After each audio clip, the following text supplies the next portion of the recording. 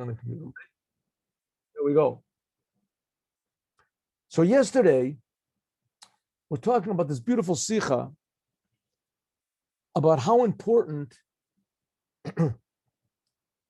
every moment of life is, and especially every moment that we are doing anything which is connected even vaguely to serving God. And where do we learn this from? We learn it from the lots that were thrown by Moses, by Moshe, to determine when the Jewish people, where the Jewish people would live when they came into the land of Israel, right? There were 12 tribes, and each tribe had his own plot of land. Each tribe had to live in a separate place, but they didn't know which place. The 12 areas were already decided, but each tribe weren't allowed to settle there until there was made a lottery. And we said that the lots were in a box, and that they pulled out these two lots. One said the name of the tribe, the other one said the name of the name of the tribe, and the other one said the area. And each tribe, the head of each tribe, would come and pull out his two lots, and amazingly, it would come out, his name would be on one, that tribe, and the area would be on the other. And also there was Eleazar HaKohen, the high priest. He would stand there with the breastplate on and ask. It was called the Urim and the Tumim, and the Urim and the Tumim would verify it. It would say, yes, this tribe gets this portion. But in addition to this, and this is the point of our Rebbe Sikha, in addition to this, the lot itself would yell out, I am the lot, and I correspond to the tribe of, for instance, Naphtali, and my area is area number 5. So the Rebbe said, why do you have to have that for? What was the necessity of the lot yelling out? I mean, it was already decided which tribe there was. Not only that, it even says before, the biggest tribe got the biggest area and the smallest tribe got the smallest area.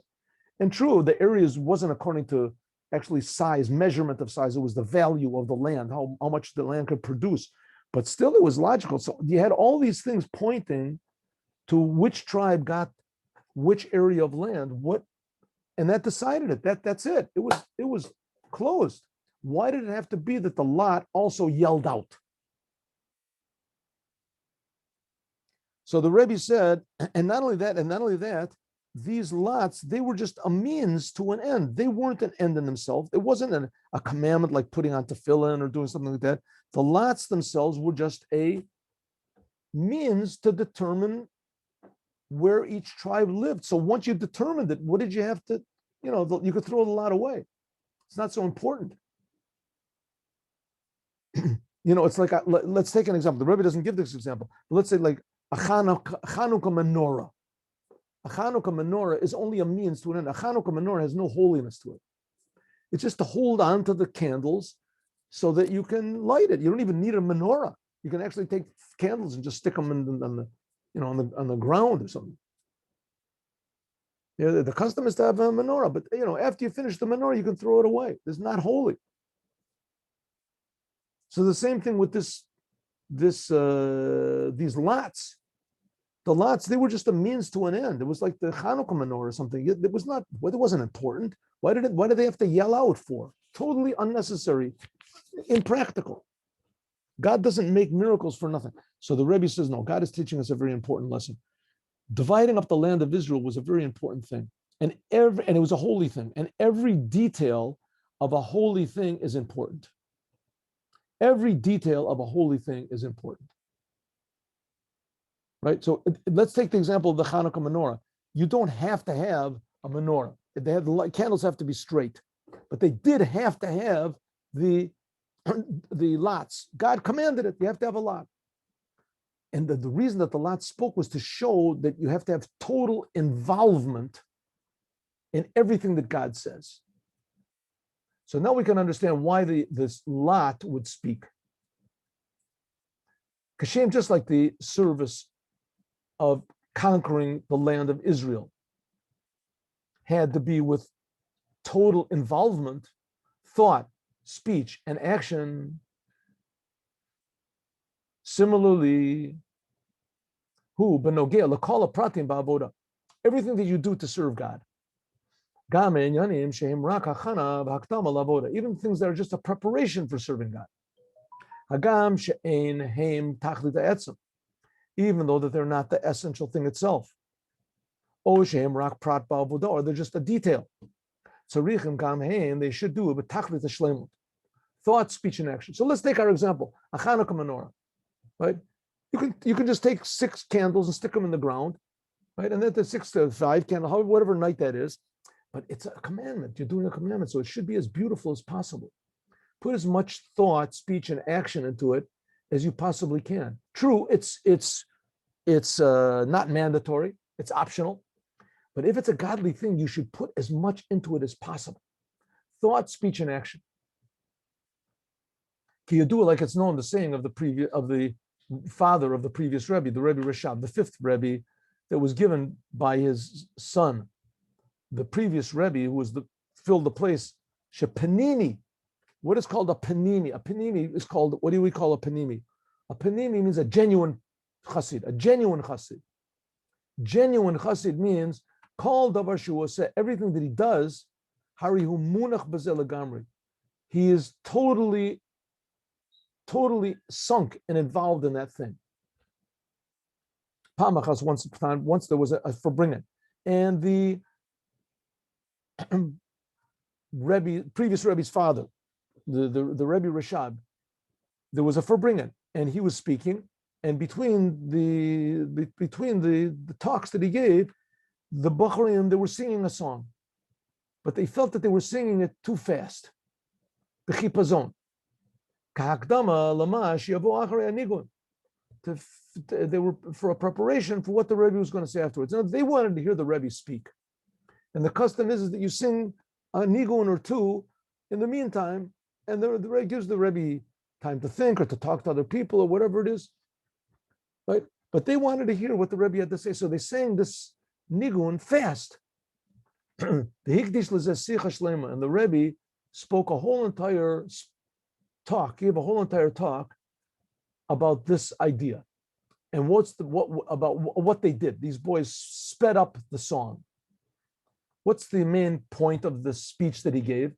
That the service of a Jew, tzorichu lasot kol davar b'shleimut, has to be done complete. If you're genuine, if you're earnest, then you have to do everything completely, not to get something out of the way. Even if what you're doing is just a preparation for something else. When you are in this transition period from one thing to another, like they were, and these boys were between one speech of the Rebbe and another, they were just singing the song to get to the second speech. But when you're in this transition period, you have to be munachim b'zeh legamri. You have to be totally involved in this. Don't be thinking about something else than what you're doing.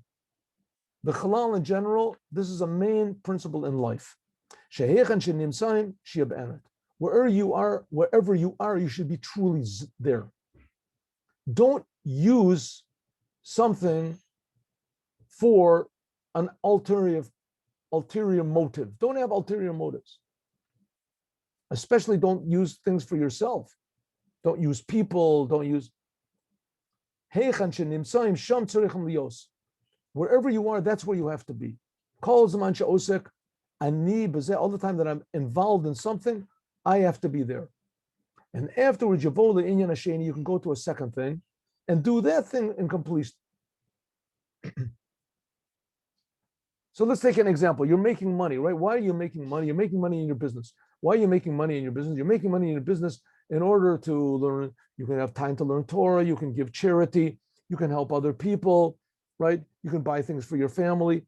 So the business, the main thing is to make money, right? He says, 1 second, take a second.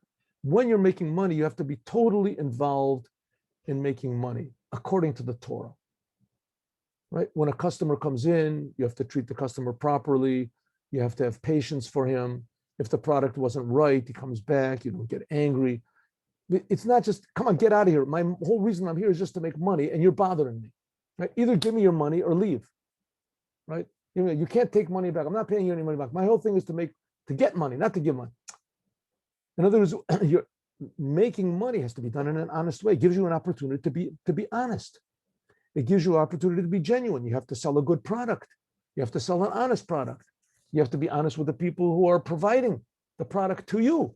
And so in other words, whatever you're doing, it has to be done totally.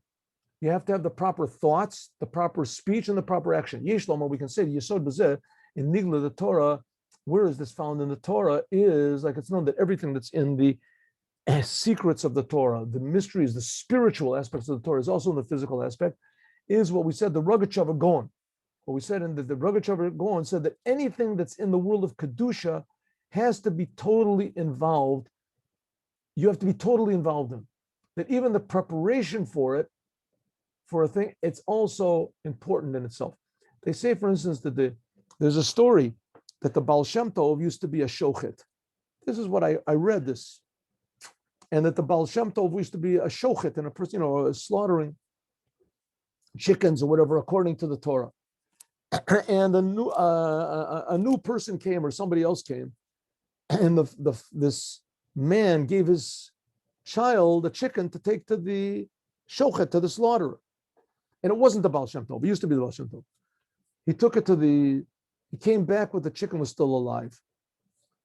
He said, his father said, what did you do? What, he wasn't there. He said, no, the shochet is there, but it's a different shochet. It's not the Baal Shem Tov. He said, well, I know the person that's taking his place. He's a very God-fearing man. And he's very capable. Give him. He says, but it's not the same thing as the previous shochet, the Baal Shem Tov. He said, when he would sharpen up the knife, he said that some people, when they sharpen up the knife, is they put a little bit of water on the stone. They put a water, it's sometimes even called a water stone. They put a water on the stone that you sharpen the knife with. Sharpen the knife. It says when the previous shochet, the Baal Shem Tov, he would wet the stone with the tears from his eyes. He was so worried that the knife wouldn't be sharp, that the knife wouldn't be smooth, that it wouldn't be perfect, that a shechita might have the wrong thought. You don't have to have proper thought when you shech the knife. It's not supposed to be for idolatry, but you can think about other things. It says that the Baal Shem Tov was so worried that he said tears actually came from his eyes. So in other words, even the sharpening up the knife is not a mitzvah, but the means, even though something is just the means to something else, nevertheless it has to be done completely. Thought, speech, and action. According to this, we can say that's the reason why the miracle of this lots in the desert, that the Goral, the lot, would speak. Kashem, just like the service of God in conquering the land of Israel. Now, this thing of conquering, a lot of people, like the leftists in Israel, especially, they say, we're not a conquering nation. We're not a conquering nation. Well, I mean, the man was put into world. Look right in the beginning of the creation, beginning of the Bible. It says man was put in the world. It says the puru uruvu v'chavshua. The man was put into the world in order to be fruitful and multiply, fill up the world, and to conquer it. And as the world should not be a natural place like God created it. It should be a godly place. It should use its nature to serve the Creator. That's the idea of man, not just the Jews. And when man ate from the tree, he brought selfishness in the world. And Adam came to fix this up, that people would be self-sacrificing. Until it comes to us, that's supposed to be the land of Israel. That's what man is. The land of Israel is supposed to be screaming out, be a human being. Be truthful, be genuine.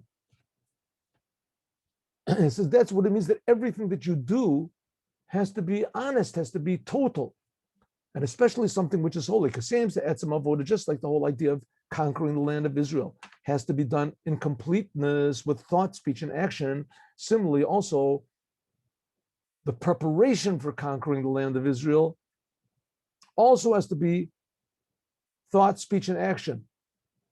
What's the preparation? Dividing the land of Israel according to the lots.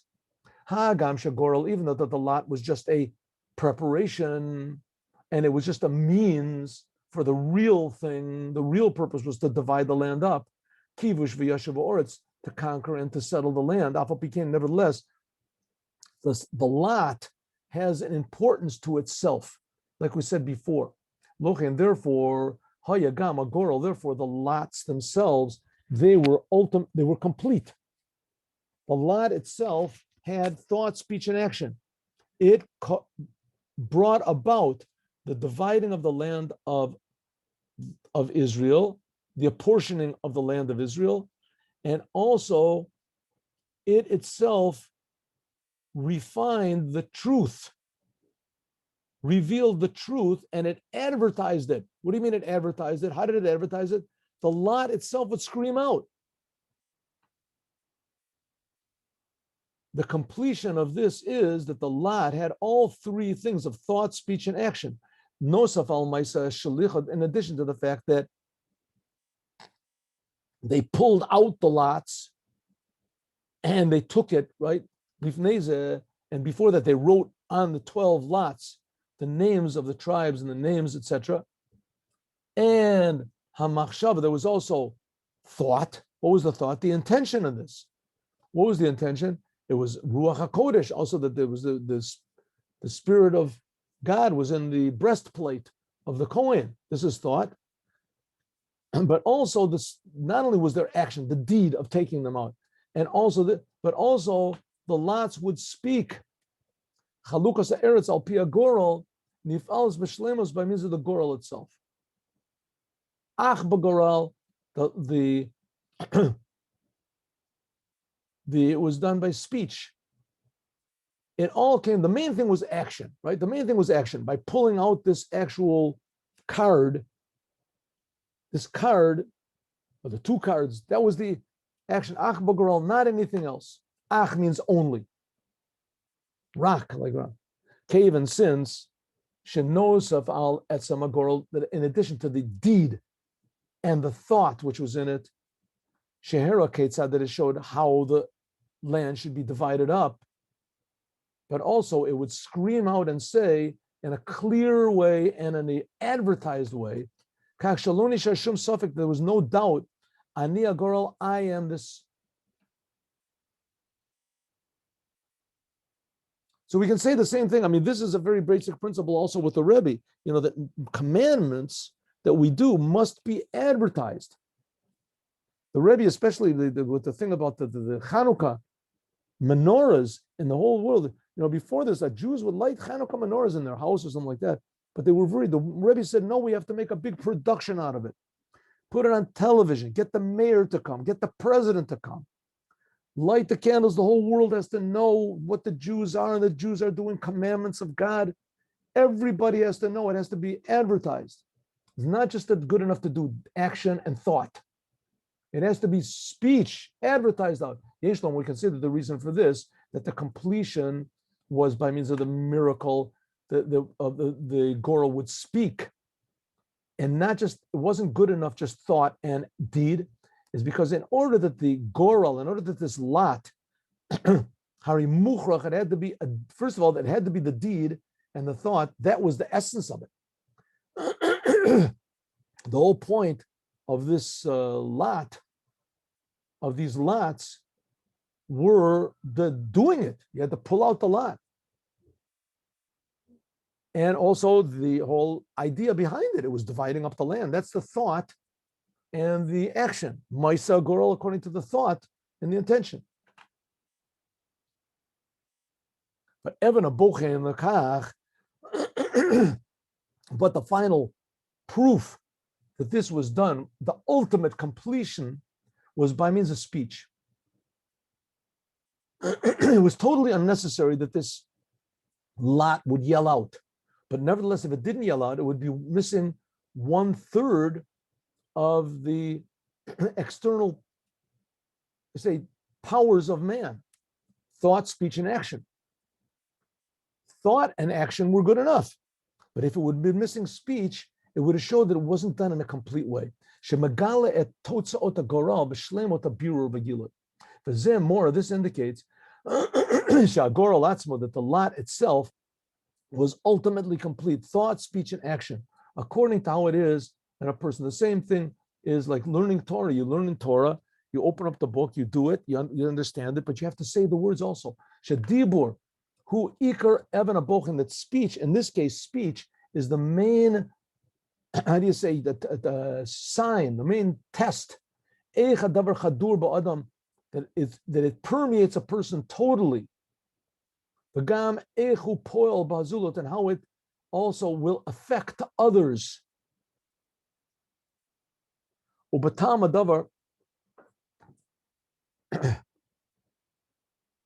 Okay, so what's the Rebbe saying? That everything that's done in holiness should be done in the most complete way possible.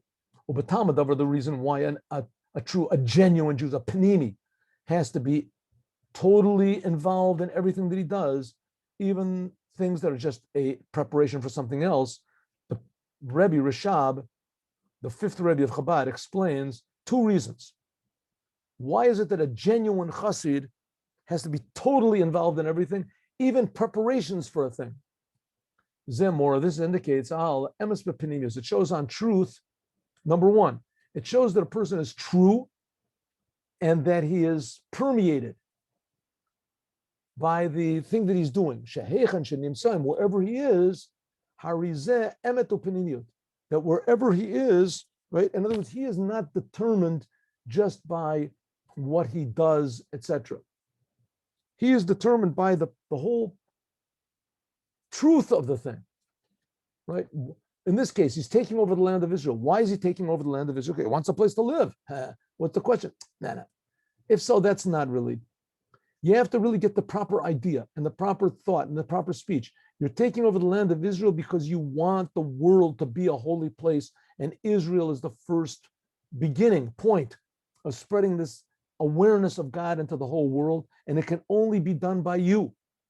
And this is a thing that has to be, wow, this is my purpose in life. This is if it's really in the inside of a person, then his whole being is going to be involved in it. He won't think about anything else. He won't do anything else, and he won't even speak about anything else. That shows the fact that his thought, speech, and action, this is an indication that the real purpose and the value of the thing that he's doing, even if it's a preparation for something else, so that's doing that thing, that is really totally involved. Number 2, davka, only by means of doing and preparation, and you do it in a complete way, only by this will it be absorbed. When you actually get to the actual thing, will the actual thing be really absorbed properly? Because this is just a preparation by means of the Torah. I'll give you maybe an example. I don't know. Let's say getting married. Some people get married. There's so many reasons to get married, right? A person doesn't want to be alone. It's a commandment, to get married. You want to have children. You want this. But the real purpose of getting married is to have a family, and to have a family that can spread Judaism. Children that learn Torah. You can have guests that learn Torah, but the family itself is a holy thing, right? If a person gets married because he wants a wife, because he wants someone to cook for him, because he wants children, because he wants this. So if one of those things are missing, then he loses the whole purpose of the whole, right? It's supposed to be a godly place, like it says a binyan adayah. The house is supposed to be a holy family. So if the holy family hasn't got children, let's say a person, just him and his wife, that's also a family. That's also a family. But the idea is the family has to be holy. It has to do what God wants. It says there has to be a third partner. If this happens, then it's good. If the person, so therefore all the preparations then are done in a different way. If the preparation of a person is prepared properly and all the preparations that he does for a thing are proper, then the thing itself, he goes to buy a house. Why does he want to buy a house? The preparations for a house, the house was built in an honest way and a truthful, and he wants the house in order that he can that he can learn Torah, he can spread Judaism, he can have guests, he can help people, etc. If the preparation is done properly, then when he actually gets the thing, it'll be appreciated properly. Yesh Losif, we can also add on, Shekavan, that since that God, Kava Hateva, because God made the nature of things, Shalifnei Shemegim Etzem Adavar, that everything has to have a preparation. Before you can reach any goal, you have to have a preparation for that goal, or there has to be a means to that goal, or many, many preparations. In order that a person and the world should get accustomed to this, like in the language of Chassidut, that you can make a vessel. The world can be a vessel for godliness. Therefore, the preparation for this has to be nogas. The preparation for this is relevant to the actual thing itself. In other words, it's just not a means you can just throw the package away. Everything that you do on the way is also important. Therefore, everything is important in itself. Something like the traveling of the Jews in the desert. Every single journey was important, even though the goal was coming into the land of Israel. Every encampment in the desert, and as far as we're concerned, every detail of our lives has the same importance as the goal. What's the goal of life? The goal of life is to bring Moshiach. That's the goal of the Jewish people. It's true, it's taken many, many generations, but every detail of every minute of every person's life in every generation, therefore, every instant has a tremendous importance, the same importance as the final goal. As tzarich and lasos, therefore, every detail, every step has to be done with total integrity and genuineness, even before you reach the goal. For instance, the whole genuine topic of education. Shekiv and since education. You educate a child in school, this is just a preparation for doing the commandments. And therefore, behold, this has an importance to itself, exactly the opposite. In a way, the education, the preparation is more important than the commandment itself. Like we explained, that you have to totally be devoted to this in all of the, right? You educate children, if you're a teacher, children, you have to be totally devoted to it in every single way. It must be done so. When you're doing the commandment, the main thing is to do the deed, right? If you're not totally involved, that's not good. That's not the way it has to be done. But you did the commandment. Education, if you educate children and you're not totally involved in it, then you really didn't do it properly. Education, in some ways, is just a preparation for doing the commandments and learning Torah later on, but in a way it's more important than doing the commandments.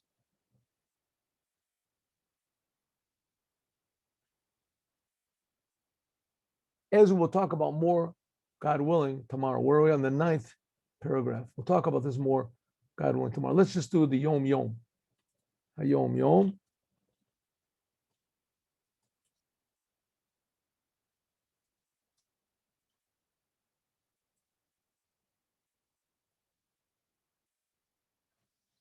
A practice of my fathers. This is the previous Rebbe talking again about the Rebbe Rashab. When he was traveling, even spending months in one place, he would say the Tfilat HaDerech every day after prayer, but he wouldn't say God's name in the conclusion of the prayer. There's a prayer that you make, Tfilat HaDerech. And so it says if the Rebbe was traveling somewhere, as he would say the prayer every day, but he wouldn't say God's name, Baruch Atah Hashem. He would say Baruch Atah Hashem Tfilat.